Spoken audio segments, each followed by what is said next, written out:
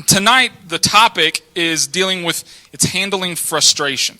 So I'm going to take a poll here. How many people in this room, that's you guys, would say, yes, I have been frustrated one time in my life or another? Okay. If you're not raising your hand, Kyle, you're lying. I love you, bro.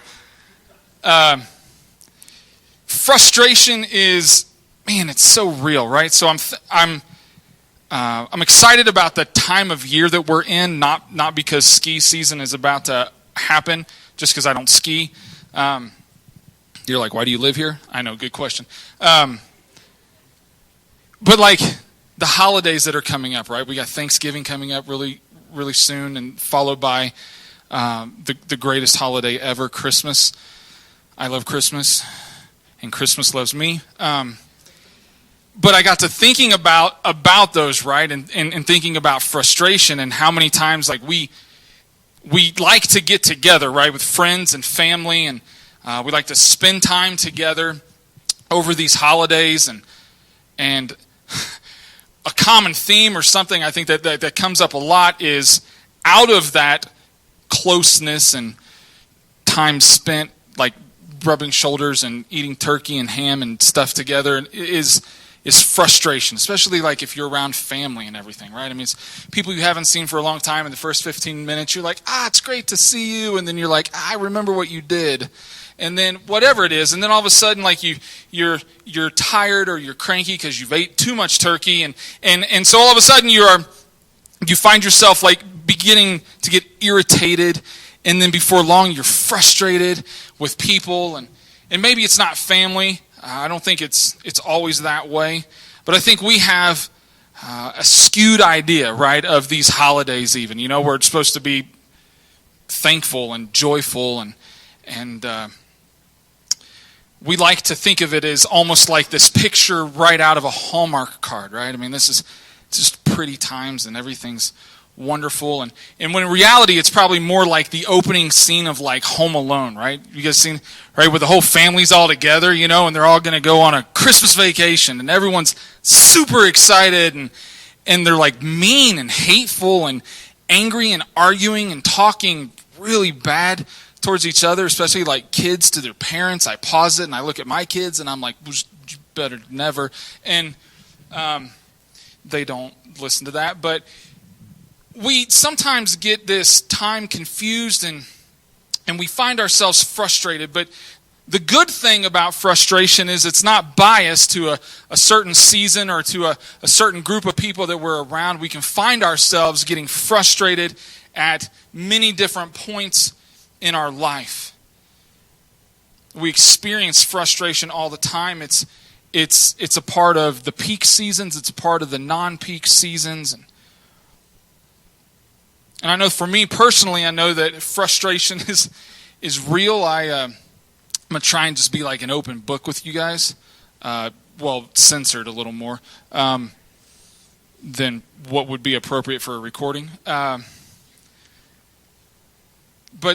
frustration is something that like I've been experiencing for several months now. And it's tough, to be honest with you. I mean, there's days that are great, and there's times that you can like push stuff back that I can, and then I find myself at work, which I like my job, being a pretend engineer, unlike some real ones here. But I find myself frustrated over things that it's difficult for me to comprehend or work through things, and I just get angry. I get frustrated. I find myself feeling regret sometimes. And it's not just with my job or other things. I mean, there's times, honestly, I get frustrated with my kids, right? I mean, that's a normal thing. I tell them to do stuff and they don't. So there you go. I even try it with my wife. That doesn't work out. Gentlemen, note to self, not good. And don't ever compare them to their mothers. I made that mistake once.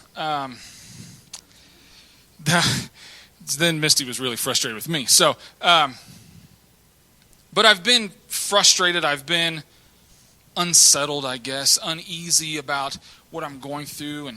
even in my relationship with God, if I'm honest, right? About where I'm at. There's been times that, that conversation seems silent on the other end, and you begin to ask questions of why, or you try to process. I'm a processor. I try to figure things out. I try to analyze what's going on, or what I've done different, or what I've done worse this time, or whatever it is. And all of it comes down to, I just find myself ultimately being frustrated.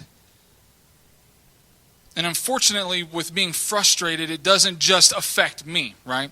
I'm not the only one that's impacted by my frustration. It ends up affecting my family, right? It impacts my motivations. It removes that filter that I try to have in place on the things that I say that I regret saying when I'm frustrated. It makes me irritable. Some of you might have even been witness to some of these things, because there are times where it spills over, unfortunately. And tonight I want to look at a story in the Bible, and I think that there's some key things that we can learn about frustration and how to deal with our frustration, how to not allow it to overwhelm us, to not allow it to drag us down or cause us to react in a poor way. And so tonight, if you have your Bibles, or if you have a smartphone that has like a Bible app on it, or you have the Bible memorized because you are super smart, we're going to mentally be turning to 1 Kings. We're going to be looking at chapters 18 and 19. And we're going to be looking at the story of Elijah, or part of the story of Elijah, right? So Elijah was a prophet, okay? And he was, where we find him, he has been instructed by God to go and talk to King Ahab, right? He is the king of Israel at the time, who has decided, he and his family have decided to not worship God, the God that we serve, the God that we know to be the one true God anymore. Instead, they've set up a false god by the name of Baal, right? B-A-A-L. It's not Baal. That's wrong, I think. And so God has come to Elijah, and he said, I want you to go. I want you to talk to this king. I want you to set things straight, to call him out, basically. How great would that be, okay? One, to be a prophet, super cool, right? Second, to go to the king and call the king out and be like, you dropped the ball, buddy. All right, this isn't going good. You're not doing what you're supposed to be doing. And so we find him here. See, the thing with Elijah already, he's, in the eyes of this king, he's been a troublemaker, okay? So he is spreading truth that is contrary to what this king believes. And this king has even sent people out. They've been trying to find Elijah. Elijah's been kind of hiding, right? Behind a bushel. Oh no, this little... Anyway,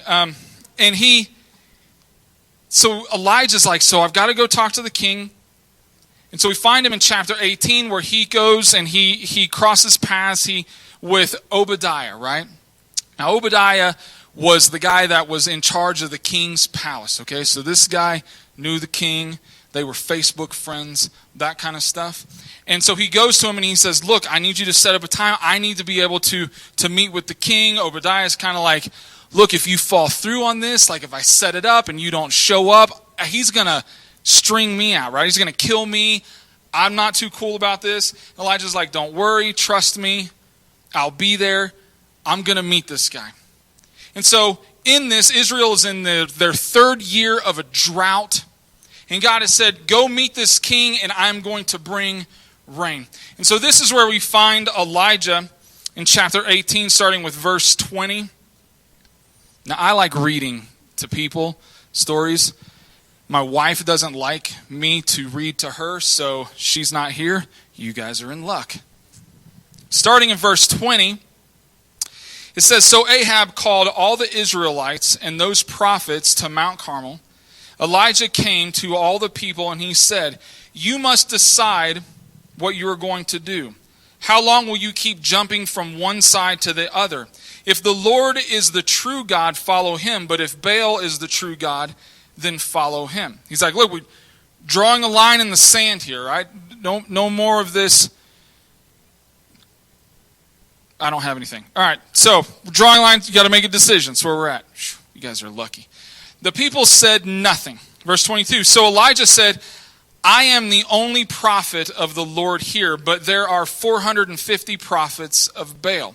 So bring us 2 bulls. Let the prophets of Baal have 1 bull. Let them kill it, cut it into pieces, and then have them put the meat on the wood.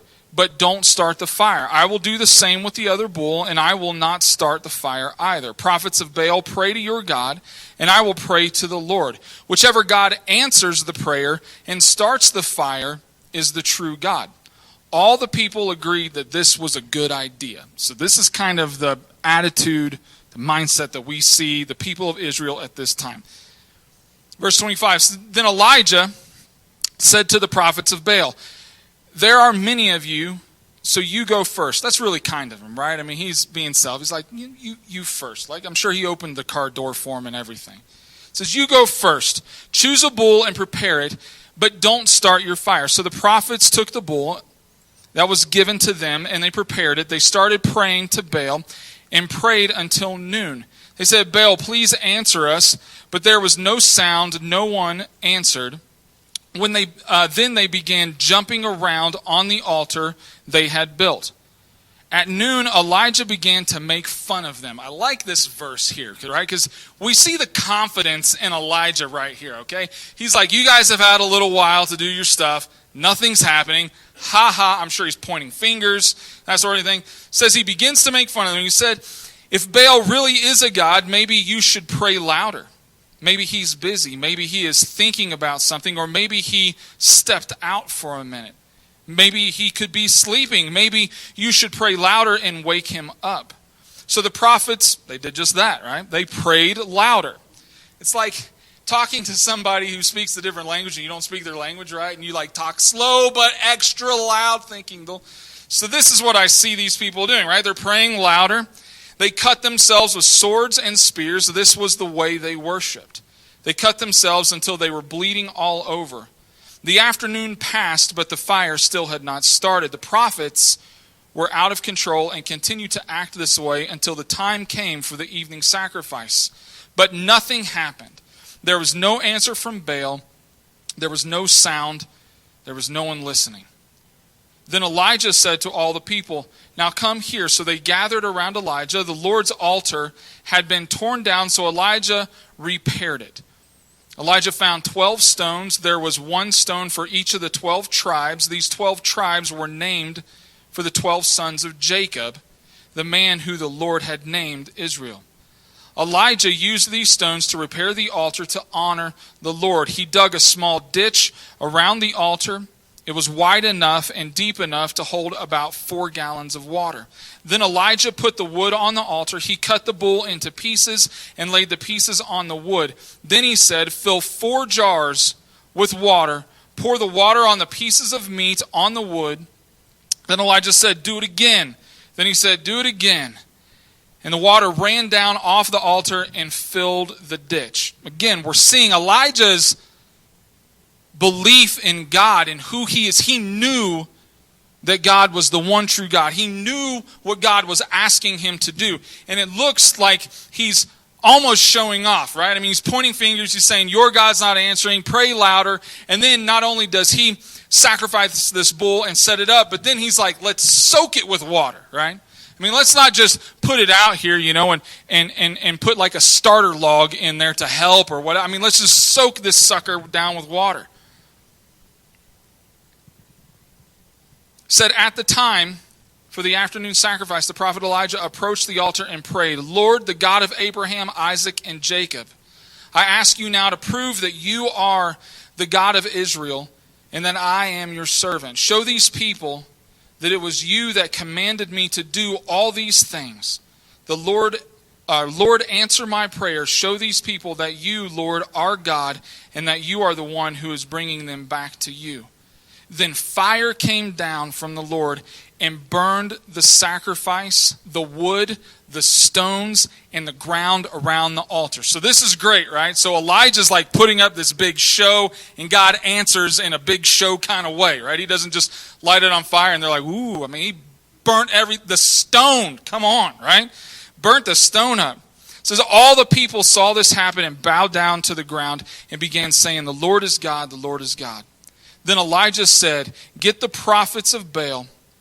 Don't let them escape. So the people captured all the prophets. Then Elijah led them down to Kishon Creek and killed them all. So after we see God come through, right, in this way, there's a few more scriptures after this that it goes on, and Elijah has a servant go out, and he says, look towards the sea. What do you see? And he comes back. He's like, I don't see anything. He does it 7 times. Then he sees a cloud, and we see God answers his promise. He comes through on bringing the rain.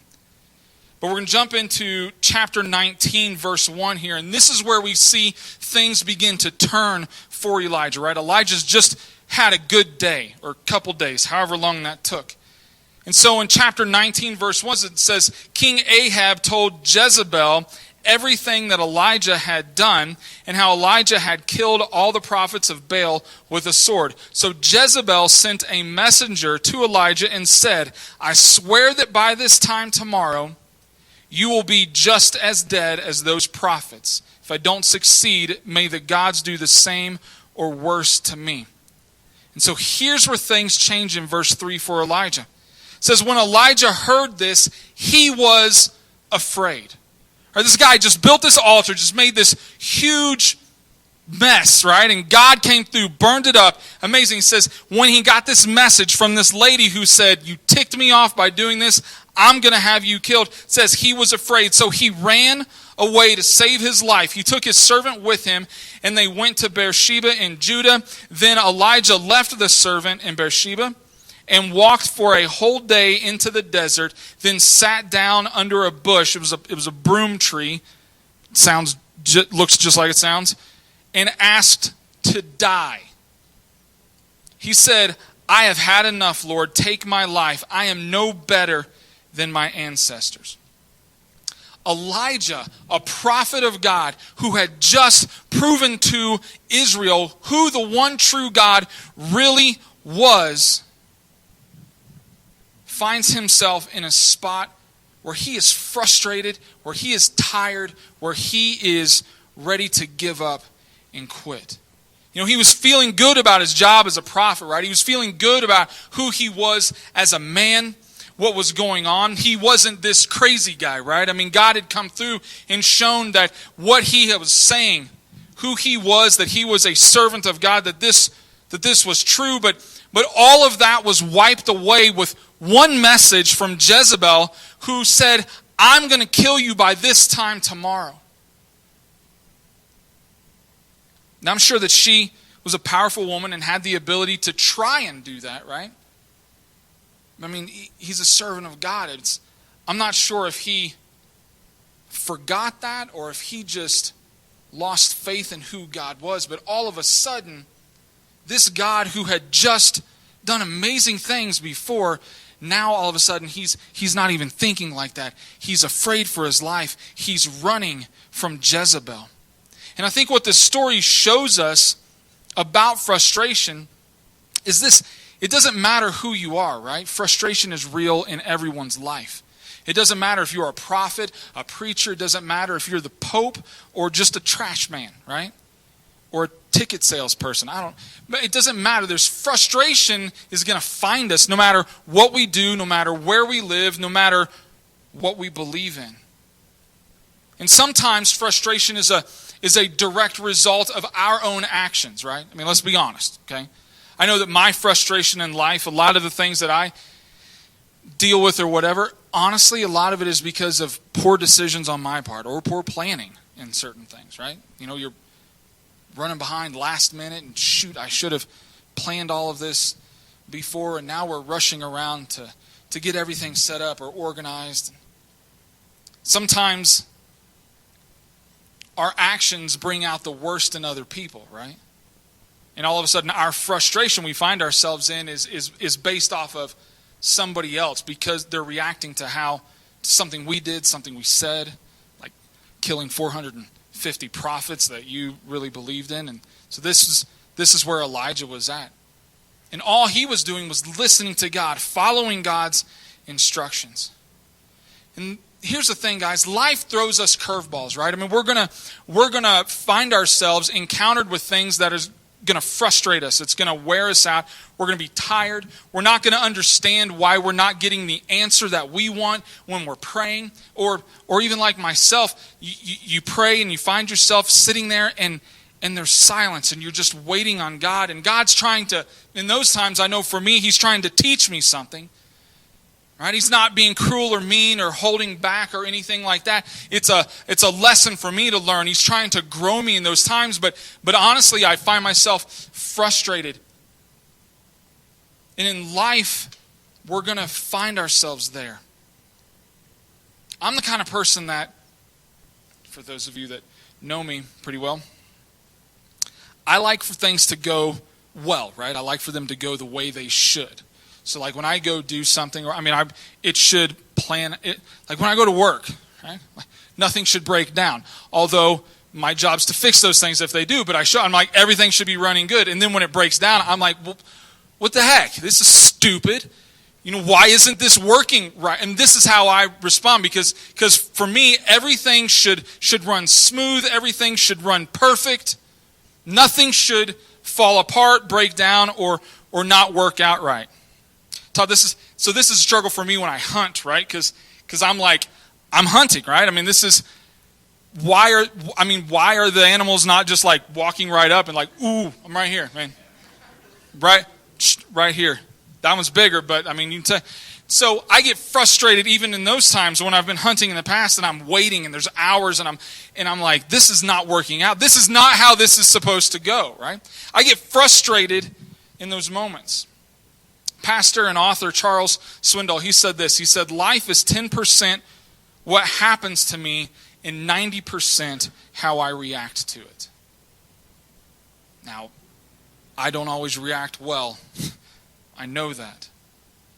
But tonight, I think what I want us to take from this story in Scripture, what I think we can apply to our lives that can help us when we are frustrated, is developing a game plan, right? I want to look at, there's 3 keys to handling our frustration that I want to pull out of this story.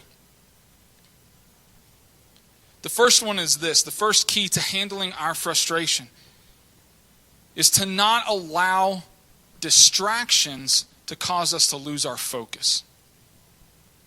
Author T.F. Hodge once said that to conquer frustration, one must remain intensely focused on the outcome, not the obstacles. When we are frustrated, we can't allow the things around us to distract us and derail us from what our mission is, what we are trying to do. Later in 1 Kings 19, Elijah, we see that he's traveled on. He spent 40 days traveling to Mount Horeb, right? God said, go there. I'm going to talk with you. I'm going to meet you. In verse 11 through 13, it says this. It says, then the Lord said to Elijah, once he got to the mountain, he says, go stand in front of me on the mountain. I, the Lord, will pass by you. Now that's amazing, right? I mean, he's going to have this encounter with God. He says, go stand there. I'm going to pass by you. It says, then a very strong wind blew. The wind caused the mountain to break apart. It broke large rocks in front of the Lord. But the wind was not the Lord. After the wind, there was an earthquake, but the earthquake was not the Lord. After the earthquake, there was a fire, but the fire was not the Lord. After the fire, there was a quiet, gentle voice. Then, verse 13, then Elijah heard the voice, or when Elijah heard the voice, he used his coat to cover his face because Elijah recognized the voice of God. Now, I think it would have been easy for Elijah to have been distracted. Right? I mean, we serve a big, gigantic, amazing God, okay? He's in the business of doing miracles, doing the impossible, okay? And so I could see Elijah standing there and the wind blowing and it being so strong that it's literally breaking this mountain he's standing on apart and being like, this is God moving. But he knew that it wasn't. And so then an earthquake happens, right? I mean, that could totally be God trying to get my attention. And then this blazing fire comes through, and that could be God. But Elijah didn't allow the obstacles to distract him because he knew the voice of God. He knew when God was speaking to him. He knew when God was challenging him, when he was inviting him. I think for us, when we find ourselves frustrated, it is very easy to allow the circumstances, to allow obstacles that come in our path when we are frustrated, to take our focus off of what we are trying to achieve. You know, moving out here to Summit County has not been super easy, right? I mean, for my family and I, things have been difficult. Like finding jobs at first were tough. Finances were tight.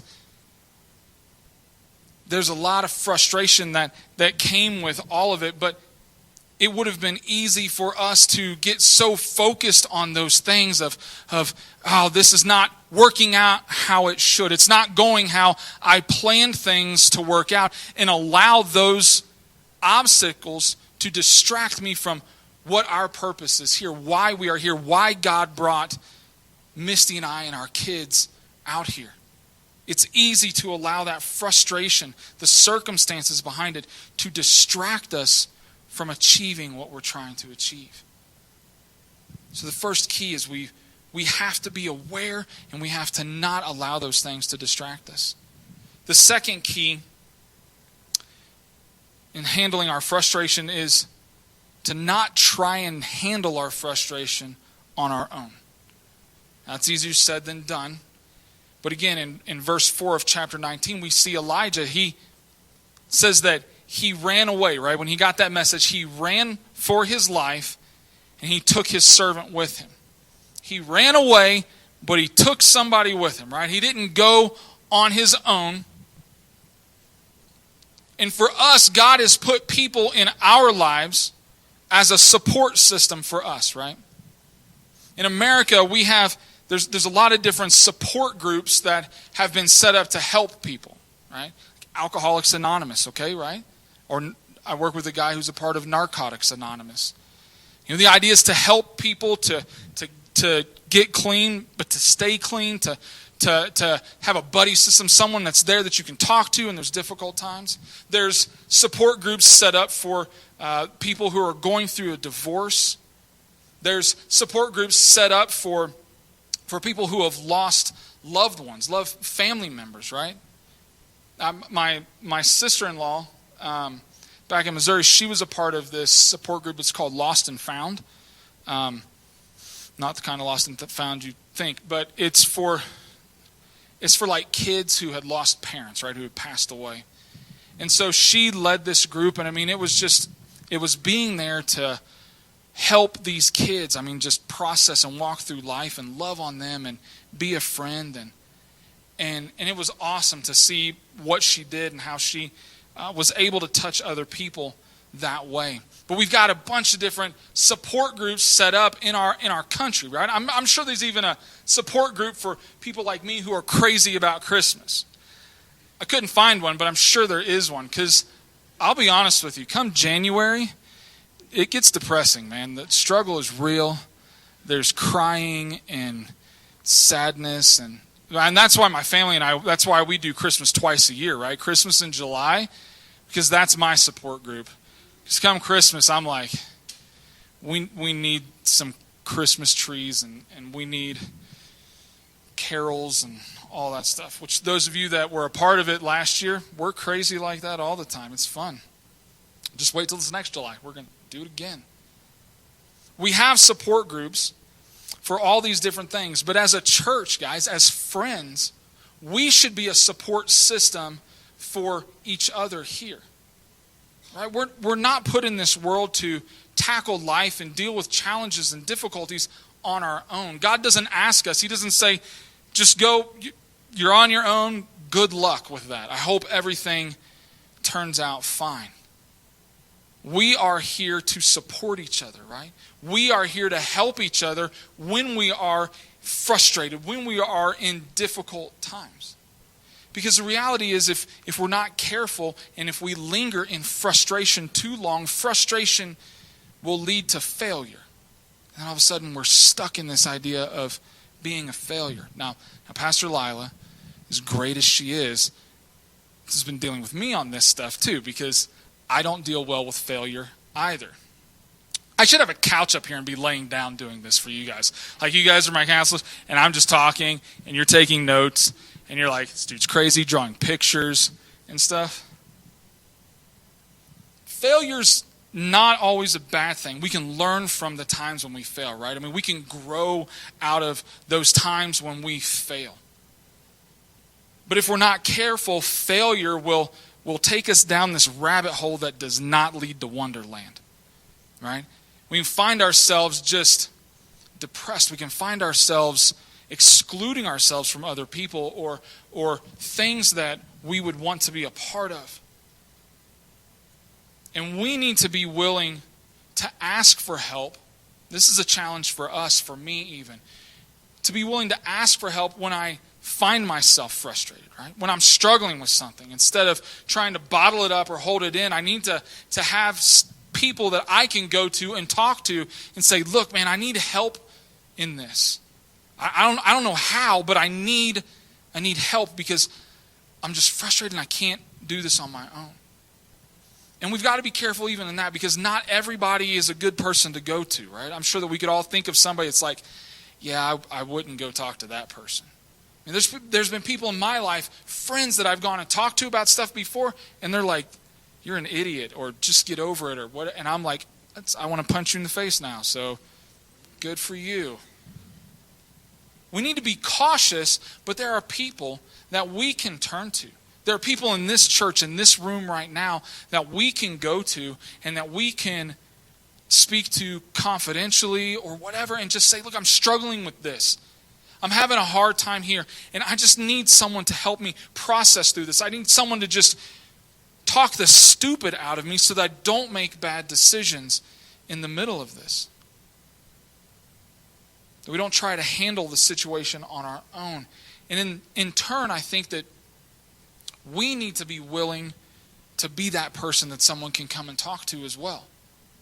Right? It's not just about taking. We've got to give as well, guys. We've got to be able to be aware of other people and say, you know what? Man, that person's just not, he seems to be off. Doesn't seem to be going right. He seems frustrated, he seems angry, he seems irritated. We haven't seen him in a while. I need to check in. We've got to be willing to take a step out of our comfort zone and just say, hey, what's going on in your life? How can I help? What can I do to be a support for you? And we're supposed to be that, guys. We're supposed to be a support system for each other. We're supposed to be a support system for the county that we live in here. We've got to be aware of this and looking for those opportunities. And I truly believe that if we are looking for those opportunities, God is going to present them to us. We might not be masterful at them, right? I mean, we probably make mistakes in that. We might not do the best job, but we've got to put our best foot forward and say, look, I'm willing to help you out, or I'm willing to challenge you to not think this way or do this, or walk with you through life to see you come out on the other side of this frustration. We can't do it alone. We've got to have the support of others in the midst of our frustration. The third key to handling our frustration is that, and the last one is that we don't want to forget to find solitude with God. People are great. We've got to have that, people that we rely on, right? We have to be aware to not allow the obstacles of our situation or the circumstances of what's going on to distract us. But at the same time, we have got to find time to spend with God. Proverbs 3, 5, and 6 in the Message, it says this. It says, trust God from the bottom of your heart. Don't try to figure out everything on your own. Listen for God's voice in everything you do, everywhere you go. He's the one who will keep you on track. You know, even though Elijah felt the way he did, even though he was frustrated, even though he was depressed, even though he was at his end, right? he still put priority on spending time with God. Now, granted, his conversation with God did not start out too well, right? As we recall, it was, "I'm done, kill me," to summarize it, right? It's a pretty short conversation. I'm confident that was not the direction God had planned for him. But he made sure to spend time with God. And I find it interesting that it says that he walked for a day out into a desert to do that, to spend time with God. I think that when I find myself really frustrated, when I find myself coming to God, begging and pleading that God would just help me work through this or take this away or whatever I could do, that a lot of times we refer to those moments in our lives as like being this like desert place, right, in our life. Now, Elijah was like legit in a desert, okay? But I think there's something for us to take away from that, because if we approach God in those moments in a spot where it's barren, right? I mean, everything's taken away, the obstacles, everything, where our very survival is dependent upon God, right? I mean, we are just hopeless without him. If that's how we approach God in those times, I think that those are the moments when God can really do something amazing in our lives, right? Because we don't have a plan B set up or a plan C, right? We don't have, I've got this, well, if this doesn't work out, talking with God, I've got this over here that I'm going to try, or I'm going to try this. Now, if we strip all of that down and we just show up and we're just like, look, this is me broken, this is me frustrated, this is me angry, even if that's towards God, directed towards God, if we're willing to do that, guys, those are the times when God is going to be able to just speak to us, right? In those desert moments, in those times when we are desperate, God is going to move, God is going to answer. And when we are frustrated, I think this is how we approach God. This is how we spend time praying. And praying is what we've got to do. And the thing about prayer is it's a conversation, right? It requires me to talk, but it also requires me to listen. And even more than that, it requires me to respond to what God is saying, right? It requires me to say, I hear what you're saying to me, even if I'm not comfortable, even if I don't agree. I have a responsibility in that conversation, in that prayer time, to answer God, to say, look, you are greater than I am. You know things that obviously I don't. You know everything, right? That we are willing to walk with God on that journey, that he is going to help us through those things. We've got to spend that time in prayer. Philippians 4:13 says, Christ is the one who gives us the strength, who gives me the strength I need to do whatever I must do.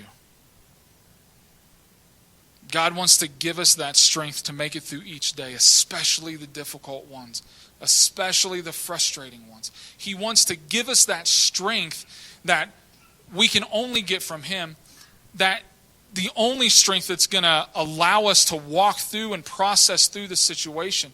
But to get that, we have to spend that time with God. We have to be willing to set aside, to get alone, and to pray. And look, friends, don't be fooled, because this is the one thing that Satan, that the devil does not want for us, right? Because he realizes that if our strength comes from God and he can keep us from spending time with God, then we are going to be weak. And if we're weak, we are not going to be able to make it through the frustrating times. We're not going to be able to come out of those difficult situations for the better. We've got to depend on God. We have to spend that time with God in prayer so that we can get that strength to make it through. Keaton, Kyle, if you guys could come up for the last song. Guys, I want to take some time. As they're playing this song, I want to challenge you. It's a challenge for me. That we take some a few minutes here and we work on our game plan when it comes to frustration. You know, maybe you're here and you're like, look, I'm frustrated. I'm going through some junk and it's tough. I just don't get it. That's good. That's okay, man. So let's start this off by praying. Let's lay it out. Let's put our cards on the table before God and say, man, this is where I'm at. This is what I'm dealing with. I can't do this on my own. Maybe you're here and you've just come out of a really difficult spot, right? I mean, you've been frustrated and you've done these things and you've prayed through and you've worked through and you're on the other side, the better side of it. Maybe God wants to challenge you. Maybe He wants to put someone on your mind to say, hey, but you know this person is struggling, they're dealing with something, and I could really use you to be a go-to person with them to help them out. And so as they play this song, I just want us to take some time and to pray, guys. I want us to sit here, stand here, whatever, before God and say, God, what is it that you are trying to do in me? Where are you trying to challenge me? Where are you trying to change me, to strengthen me? Let's just